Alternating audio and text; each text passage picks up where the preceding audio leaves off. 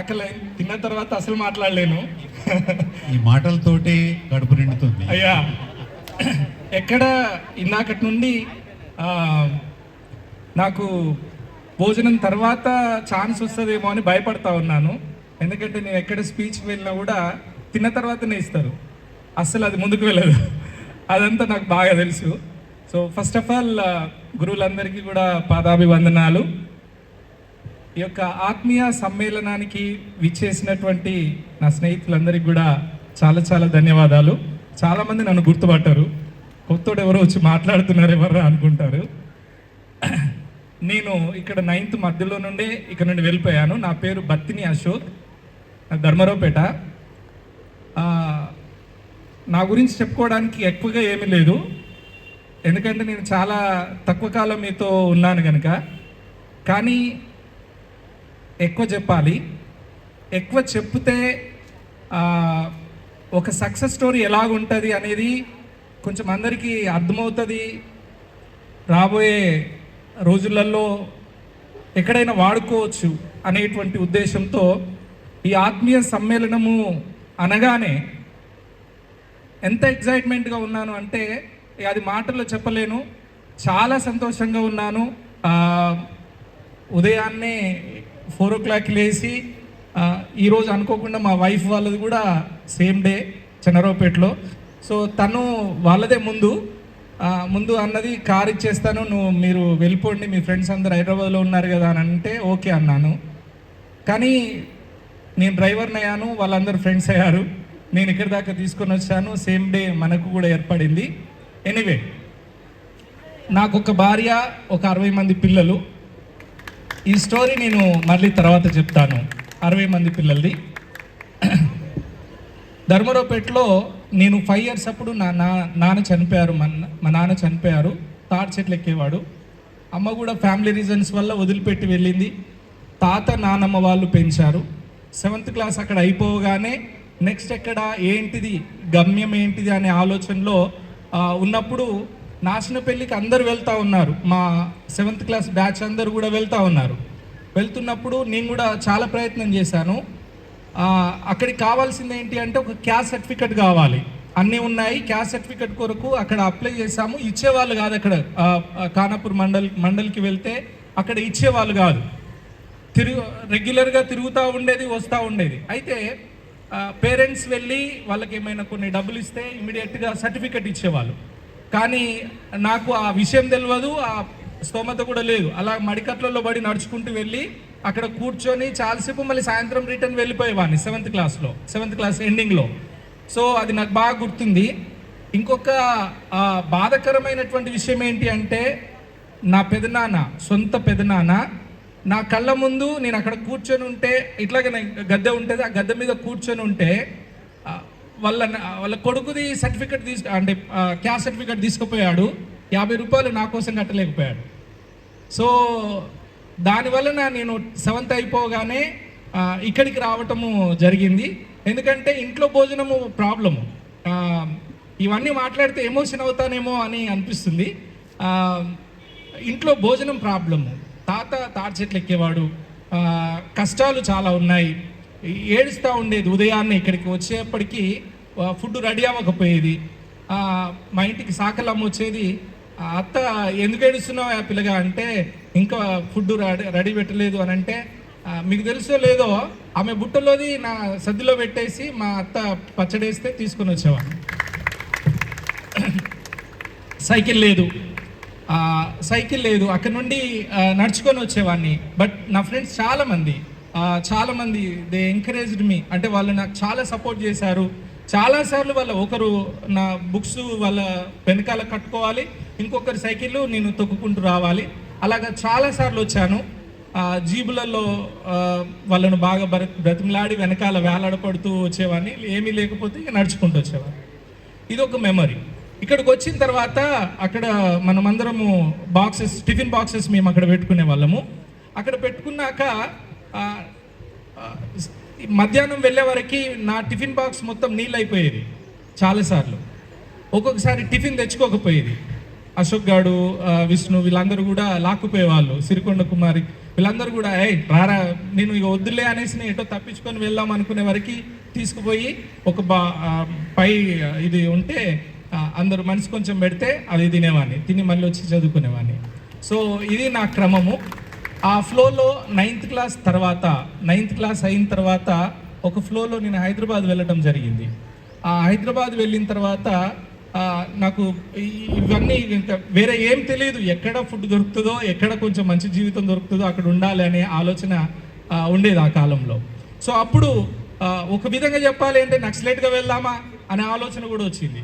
ఇంకా ఆ టైంలో అట్లాంటి ఒక ఆలోచన కాకుండా మా తాత వాళ్ళు తాడి చెట్టు ఎక్కించడం కూడా నేర్పించారు. ఇంకా ఏమున్నదిలే కొంచెం తాడి చెట్టు ఎక్కటం నేర్చుకుంటే పెళ్లి చేసేయచ్చు అని అన్నారు. సో ఎక్కటం వరకు వచ్చింది కానీ దిగటం వచ్చేది కాదు. అక్కడనే ఆగిపోయాను, ఇంకా పూర్తి చేస్తే ఇంకా నా లైఫ్ ఎలాగుండేదేమో. సో అక్కడ నుండి హైదరాబాద్ వెళ్ళాను. హైదరాబాద్ వెళ్ళిన తర్వాత దేవుని మహాకృప వలన చాలా అంటే ఏదో పార్ట్ టైం జాబ్స్ చేస్తూ నా యొక్క ఎడ్యుకేషన్ కంటిన్యూ చేశాను. ఎంఏ సైకాలజీ చేశాను. తర్వాత ఆధ్యాత్మికమైనటువంటి కొన్ని డిగ్రీస్ కూడా చేశాను. చేసిన తర్వాత అనేకమైనటువంటి ప్రాంతాల్లో ప్రీచర్గా వెళ్తూ మాట్లాడుతూ ఇలాగా లైఫ్ కొనసాగిస్తూ ఉన్నాను. అయితే ముందు చెప్పాను 60 మంది పిల్లలని. బయాలజికల్గా నాకు 2 పిల్లలు. నేను ఒక వెరీ యంగ్ ఏజ్ 23 సంవత్సరాలు ఫస్ట్ జీతం రావగానే ఒక బాబు బెగ్ చేస్తూ అడుక్కుంటుండేటువంటి పిల్లోన్ని నేను చదివిపియాలి అనే ఆశ కలిగింది నాకు. అతన్ని తీసుకున్నాను. అతన్ని తీసుకొని ఒక చిన్న రూము రెంట్కి తీసుకొని 2009లో నేను ఒక హోమ్ స్టార్ట్ చేశాను. ఆర్ఫన్ అండ్ డిస్ట్రిబ్యూట్ చిల్డ్రన్ అందరికీ కూడా కలిపి ఇలాగా మొదలుపెట్టాను. చైర్స్ ఫౌండేషన్ అని ఒక సంస్థను స్థాపించి దాని నుండి నిజంగా లిటరల్గా డిస్ట్రిబ్యూట్ చిల్డ్రన్ని పెంచడం మొదలుపెట్టాను. అలాగా నాకు ఉద్యోగంలో దేవుడు దీవిస్తూ ఉన్నాడు. నా ప్రతి పనిలో అన్నిట్లలో కూడా సక్సెస్గా ముందుకు వెళ్తూ ఉన్నాను. అన్నీ బాగా జరుగుతూ ఉన్నాయి. ఈరోజు పిల్లలు 60 మంది ఉన్నారు. ఈ 60 మందిలో ఈరోజు 8 మంది 2 ఆల్రెడీ జాబ్స్ చేస్తూ ఉన్నారు.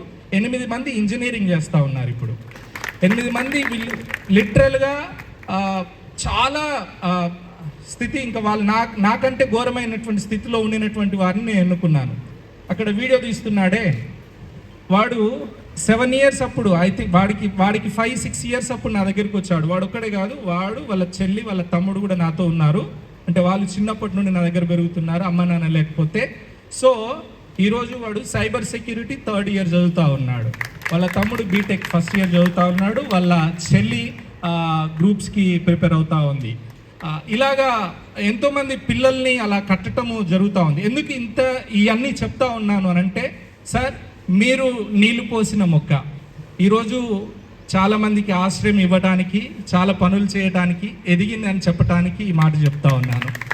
అది మాత్రమే కాకుండా అనేక విలేజెస్లలో బోర్వెల్స్, వాటర్ లేని దగ్గర బోర్వెల్స్ వేస్తూ ఇప్పటి వరకు నాకు తెలిసి 78 బోర్స్ వేసాము. చాలా ప్రాంతాలలో దుప్పట్లు ఇవ్వటము, ఇంకా చాలా సోషల్ యాక్టివిటీస్, చాలా పనులు చేస్తూ ఉన్నాము.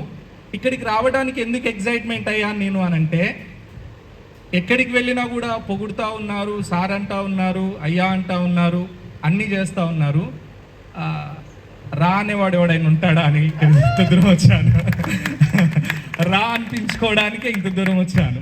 నేను వచ్చేప్పటికీ కూడా చాలాసార్లు డౌట్గా ఉంది, నన్ను ఎవరైనా గుర్తుపడతారా, ఎవడైనా రా అంటాడా, ఏందిరా మీరు మా ఊరు. నేను అందుకే పర్టికులర్గా లొంక అశోక్కి మెసేజ్ పెట్టేటప్పుడు రా అని ఖచ్చితంగా పెడతాను. వాడు అశోక్ అని పెట్టినా కూడా నేను రా అని పెడతాను, వాడు తిరిగి మళ్ళీ అప్పుడు రా అని పెడతాడు. సో అప్పుడు నేను రావచ్చారా మరి అని నేను అడిగితే, నిన్నవాడు ఆపేది అందరు రావాలి అని చెప్పాడు. ఆ తర్వాత ఇక్కడికి వచ్చేప్పుడు కూడా ఒరే నన్ను ఎవరు గుర్తుపడతారో ఎవరు గుర్తుపడతారో తెలియదు, నువ్వు ఉన్నవని అంత దూరం వస్తున్నా, అక్కడికి వచ్చి నా ఎమోషన్ అంతా కూడా బ్లస్ట్ అవ్వాలి అంతే ఇక, లేకపోతే నేను మళ్ళీ తట్టుకోలేను. After long years I'm coming, అంటే ఎంతమందిని చూడడానికి నేను వస్తున్నాను అని అంటే మన వాళ్ళు అందరు ఉన్నారు, యూ డోంట్ వరీ అని చెప్పాడు. సో అట్లాగనే నిజంగా ఆత్మీయంగా అందరూ కూడా ఇది నిజంగా ఆత్మీయ సమ్మేళనము. ఇది ఇక్కడితో ఆగొద్దు అనేది నా ఆశ. ఇంకా చాలా ముందుకు వెళ్ళాలి. ఎవరికి ఆపదొచ్చినా సంతోషం వచ్చినా అందరం కలిసి ఉండాలి, అందరము షేర్ చేసుకోవాలి. ఈకా నుండి ఇంతకుముందు ఏం జరిగిందో ఒకరొకరు ఒక్కొక్క దగ్గర ఉన్నాము, బట్ ఫ్రమ్ దిస్ టైం ఇక్కడ నుండి అయితే మాత్రము ఎవరింట్లో ఫంక్షన్ అయినా ఎవరింట్లో కష్టం వచ్చినా కూడా అందరము అన్నదమ్ముల్లాగా అక్క చెల్లెలాగా మేము ఉన్నాము అని ముందుకు రావాలని నేను ఆశపడుతున్నాను. మీ ఒపీనియన్ నేను చెప్పలేను, but my opinion I will be there. Thank you once again. ఏమైనా కొంచెం ఎక్కువ మాట్లాడితే క్షమించండి. Thank you sir. Thank you.